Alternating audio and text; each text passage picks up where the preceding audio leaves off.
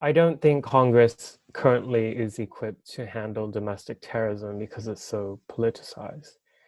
And that's very dangerous for this country. So I hope this is the end of this hearing, Mr. Chairman, and that we don't have to listen to any more of your rhetorical speeches. Thank you very much. I'm leaving. You're welcome to say something negative about Antifa right now. She declined to speak, so that is the position of the Democratic Party. I think Republicans have, by and large, done a very good part with speaking very honestly and openly about far-right extremism and making sure that the sort of worldviews and ideologies of racist extremist movements don't find root and grounding in the mainstream conservative movement, whereas Democrats really struggle with drawing the line on where they feel okay about far left extremism. As of right now, I don't see them drawing the line anywhere. They threatened to kill me and hurt my family. They almost succeeded last year when they surrounded me in the middle of downtown Portland. I was beaten so badly that I was hospitalized for subarachnoid hemorrhage. I still suffer from the effects of that injury. Several hours ago, last night, there was a riot that was declared by the Portland police because rioters, Antifa Black Bloc militants, broke into the police union building and trashed the lobby. Fortunately, they were repelled before they were able to start a fire. Claiming that Antifa is too disorganized to understand should not be an acceptable excuse for law enforcement, federal, state, or local, to tolerate Antifa's private street war to overthrow the Constitution. Antifa will continue to escalate its behavior unless it is checked. The attacks are spreading to different parts of the city, and the playbook for what's happening is packaged in a way that can be exported and repeated in other places.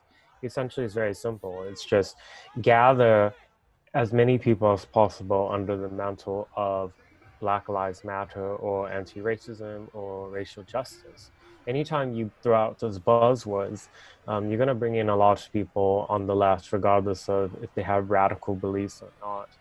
And then because there are so many people at some of these demonstrations, it's very easy to co-opt or take advantage of the situation to be violent and to create a riot.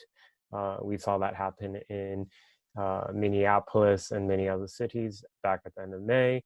White supremacists and far-right militant groups exploit protests to stoke racial and political conflict and to incite violence. Senator Hirono, with all due respect to her, kept repeating this point that you hear a lot on the left, that Antifa hasn't killed anybody.